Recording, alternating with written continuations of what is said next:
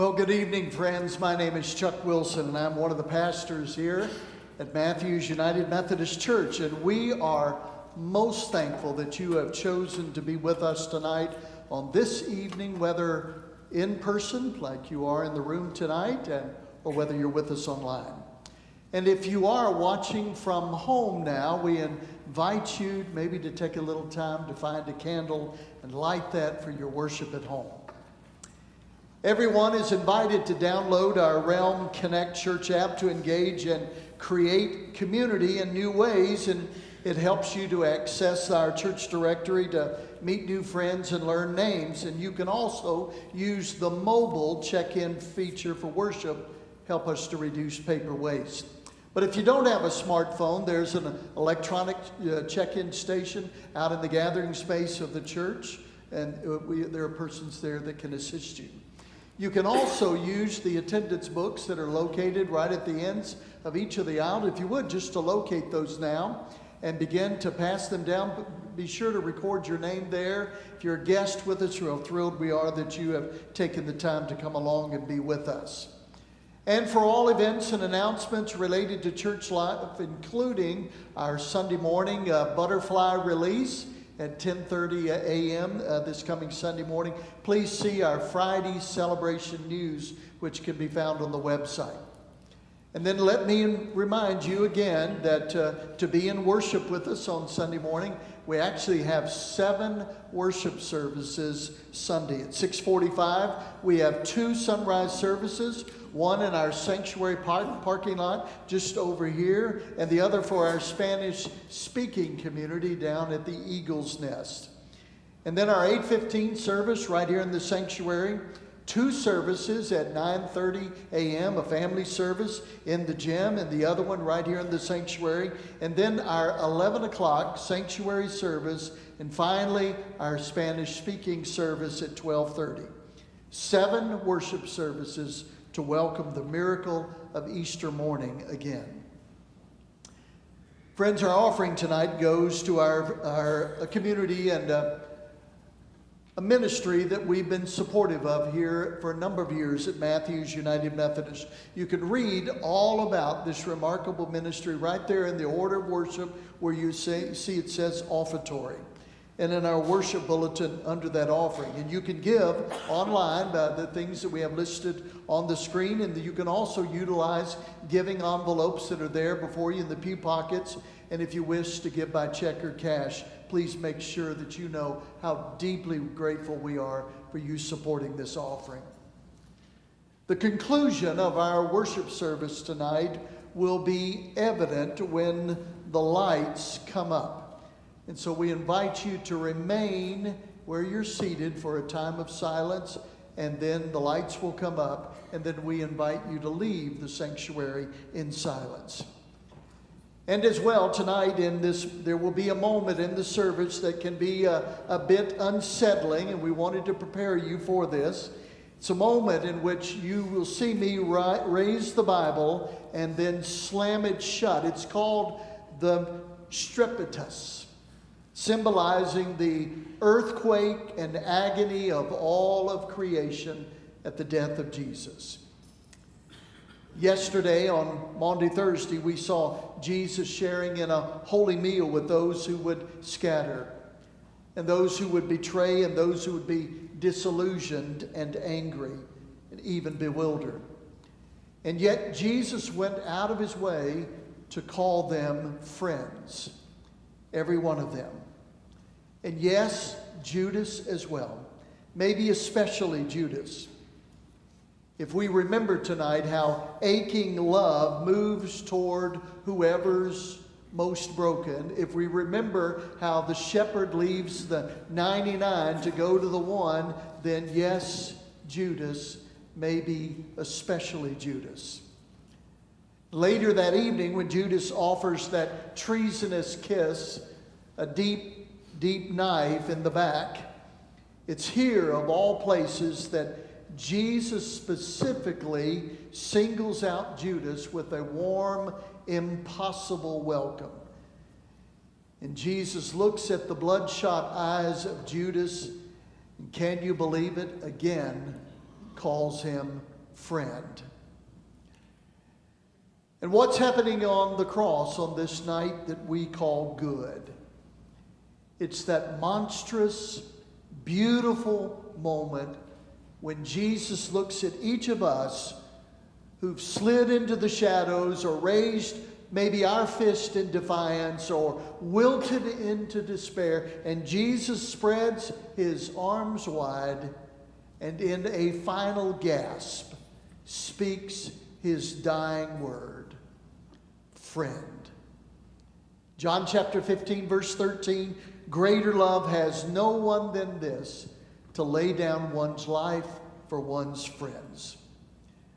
I want to ask our ushers now to begin to move into place to receive our evening offering as we prepare our hearts for Good Friday worship in this place.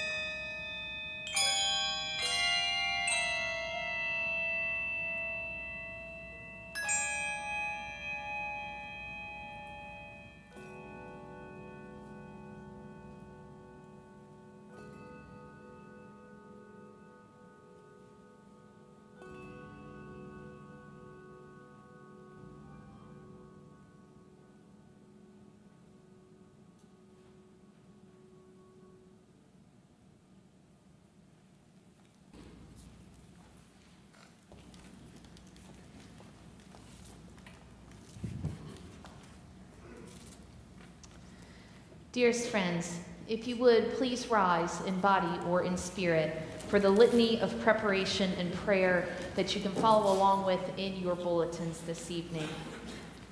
Where Christ walks, we will follow. Where Christ stumbles, we will stop. Where Christ cries, we will listen. Where Christ suffers, we will hurt. When Christ dies, we will bow our head in sorrow.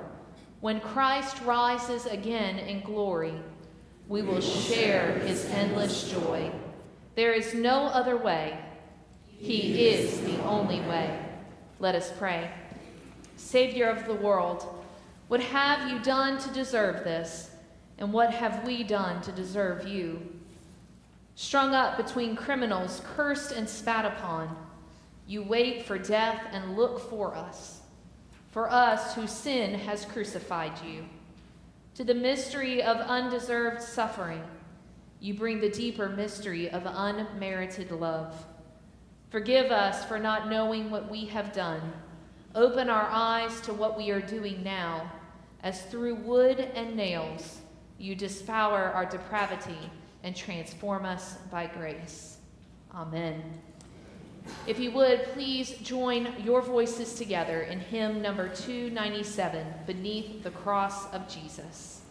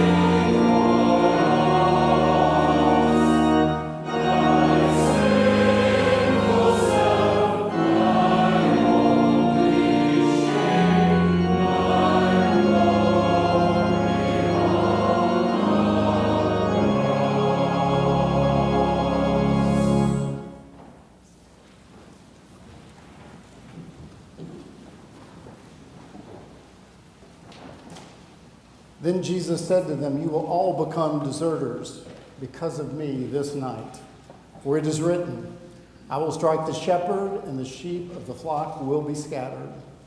But after I am raised up, I will go ahead of you to Galilee." Peter said to him, "Though all become deserters because of you, I will never desert you." Jesus said to him, "Truly I tell you, this very night, before the cock crows, you will deny me 3 times. Peter said to him, "Even though I must die with you, I will not deny you." And so said all the disciples. Then Jesus went with them to a place called Gethsemane. And he said to his disciples, "Sit here while I go over there and pray." He took with him Peter and the 2 sons of Zebedee, and began to be grieved and agitated. Then he said to them, "I am deeply grieved, even to death. Remain here and stay awake with me." And going a little farther, he threw himself on the ground and prayed, "My Father, if it is possible, let this cup pass from me.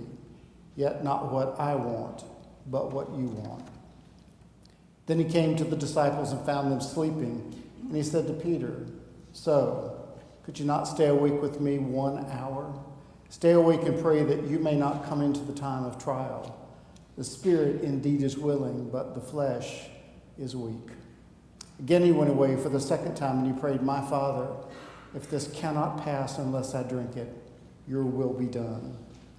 Again he came and found them sleeping, for their eyes were heavy. So leaving them again, he went away and prayed for the 3rd time, saying the same words. Then he came to the disciples, and he said to them, "Are you still sleeping and taking your rest? See, the hour is at hand, and the Son of Man is betrayed into the hands of sinners. Get up, let us be going. See, my betrayer is at hand." While he was still speaking, Judas, one of the 12, arrived. With him was a large crowd with swords and clubs from the chief priests and the elders of the people. Now the betrayer had given them a sign, saying, "The one I will kiss is the man. Arrest him." At once he came up to Jesus and said, "Greetings, Rabbi," and kissed him. Jesus said to him, "Friend, do what you are here to do." Then they came and laid hands on Jesus and arrested him.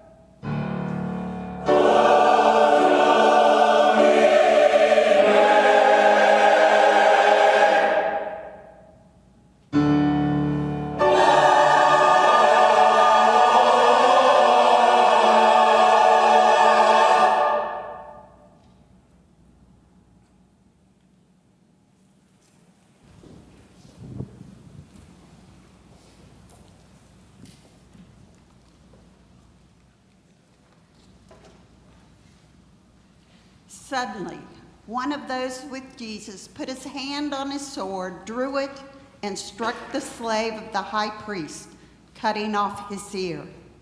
Then Jesus said to him, "Put your sword back into its place, for all who take the sword will perish by the sword. Do you think that I cannot appeal to my Father, and he will at once send me more than 12 legions of angels? But how then would the scriptures be fulfilled, which say it must happen this way?" At that hour, Jesus said to the crowds, "Have you come out with swords and clubs to arrest me, as though I were a bandit? Day after day I sat in the temple teaching, and you did not arrest me. But all this has taken place so that the scriptures of the prophets may be fulfilled." Then all the disciples deserted him and fled.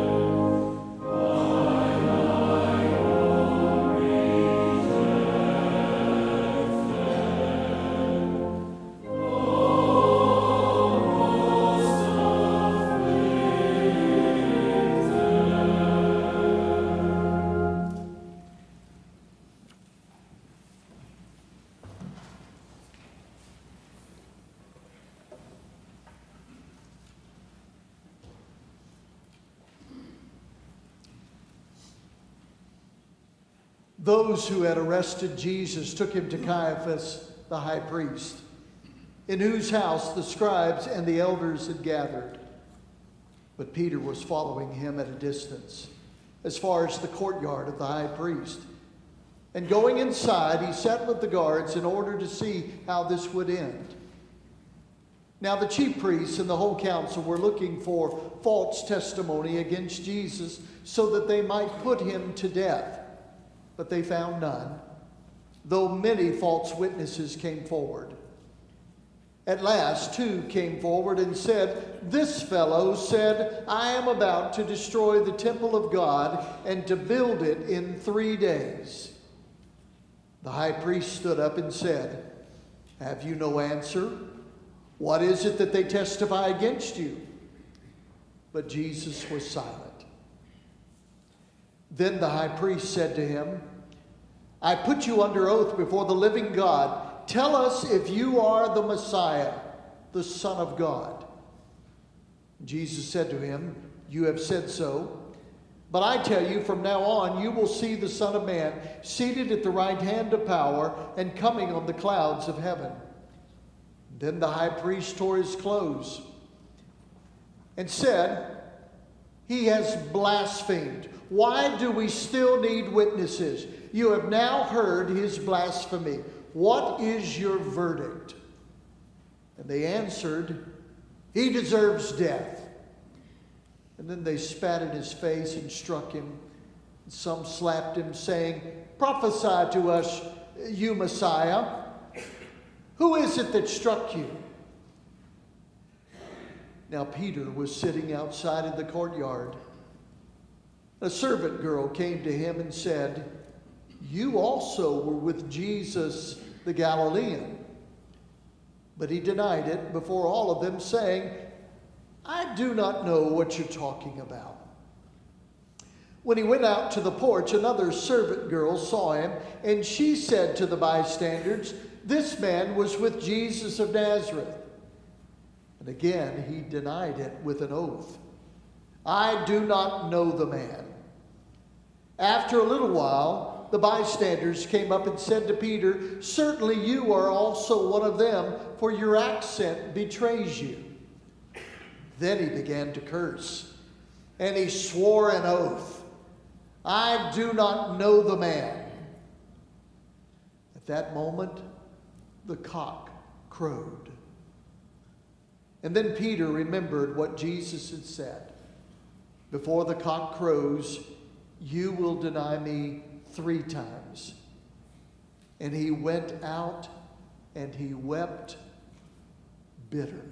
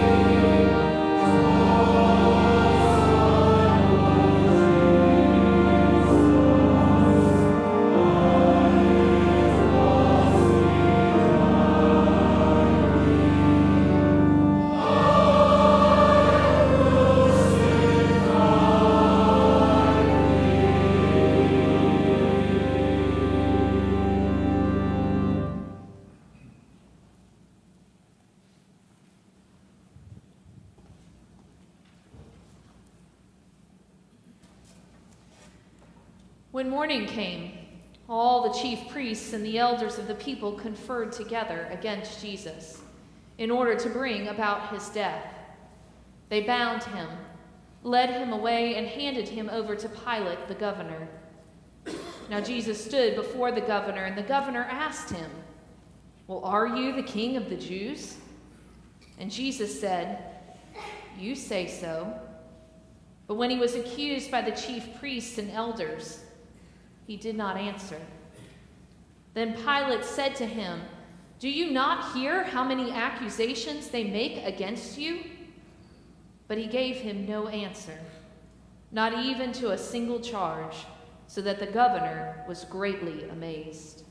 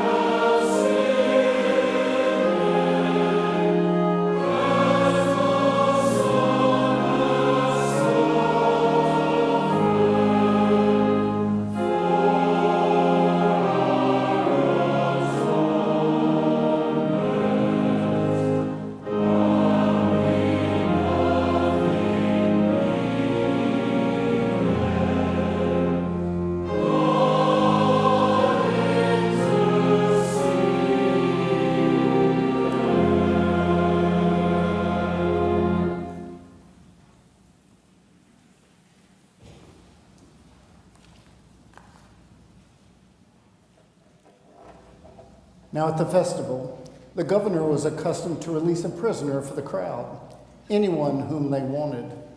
At that time, they had a notorious prisoner called Jesus Barabbas.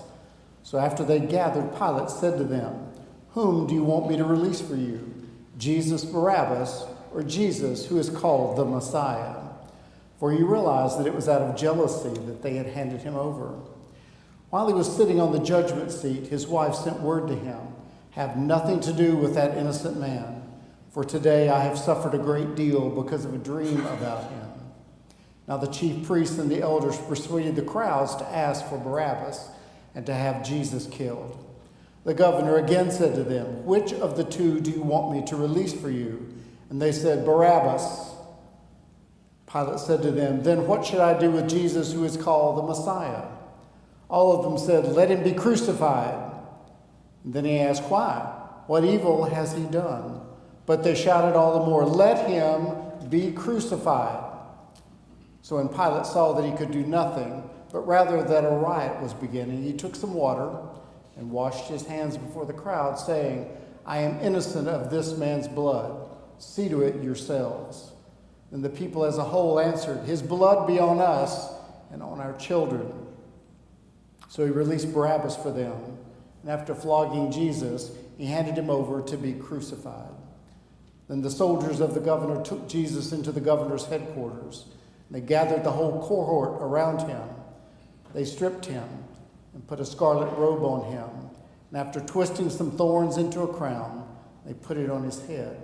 They put a reed in his right hand and knelt before him and mocked him, saying, "Hail, King of the Jews!" They spat on him and took the reed and struck him on the head. After mocking him, they stripped him of the robe and put his own clothes on him. Then they led him away to crucify him.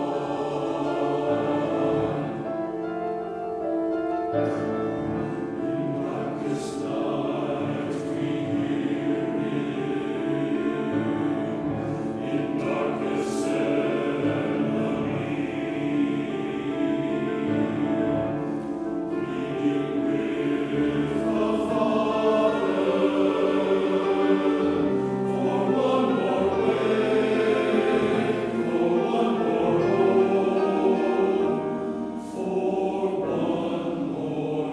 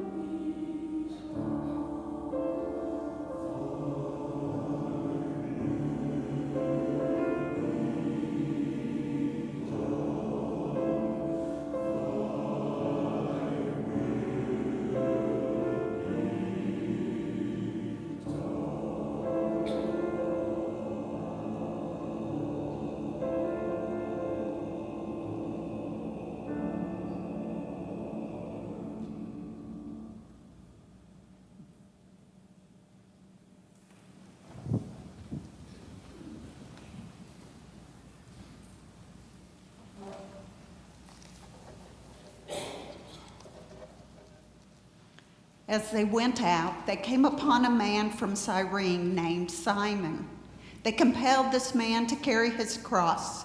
And when they came to a place called Golgotha, which means place of a skull, they offered him wine to drink mixed with gall. But when he tasted it, he would not drink it. And when they had crucified him, they divided his clothes among themselves by casting lots. Then they sat down there and kept watch over him. Over his head they put the charge against him, which read, "This is Jesus, the King of the Jews." Then 2 bandits were crucified with him, one on his right and one on his left. Those who passed by derided him, shaking their heads and saying, "You who would destroy the temple and build it in 3 days, save yourself. If you are the Son of God, come down from the cross." In the same way, the chief priests also, along with the scribes and elders, were mocking him, saying, "He saved others. He cannot save himself. He is the King of Israel. Let him come down from the cross now, and we will believe in him. He trusts in God. Let God deliver him now, if he wants to. For he said, 'I am God's son.'" The bandits who were crucified with him also taunted him in the same way.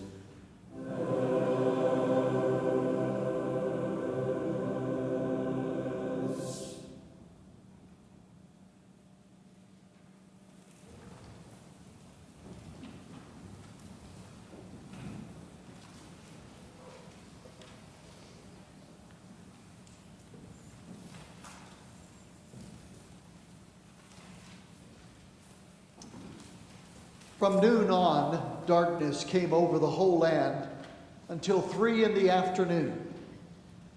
And about 3 o'clock, Jesus cried with a loud voice, Eli, Eli, lema sabachthani. That is, my God, why have you forsaken me? When some of the bystanders heard it, they said, this man is calling for Elijah. And at once one of them ran and got a sponge, filled it with sour wine, put it on a stick, and gave it to him to drink. But the others said, wait, let us see whether Elijah will come to save him. And then Jesus cried again with a loud voice and breathed his last.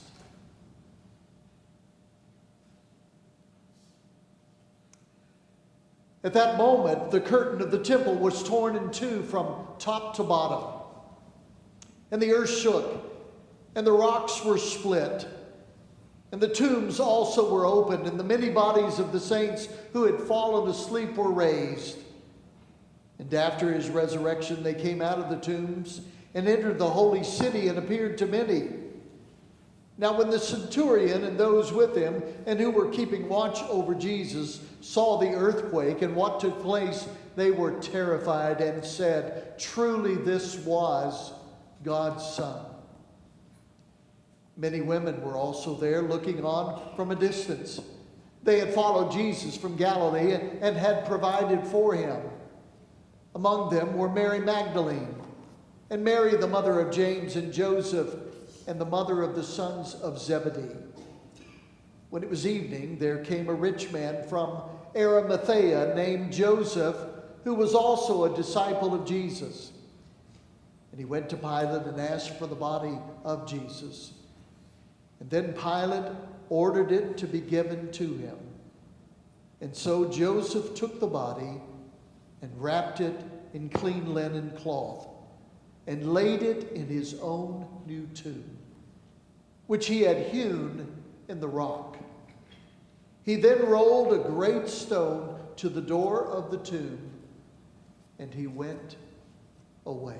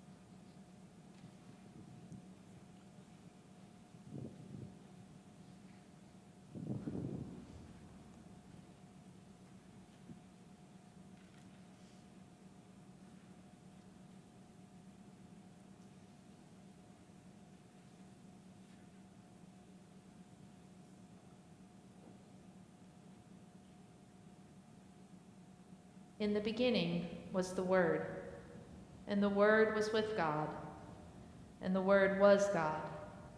He was in the beginning with God. All things came into being through him, and without him not one thing came into being. What has come into being in him was life, and the life was the light of all people. The light shines in the darkness, and the darkness did not overcome it.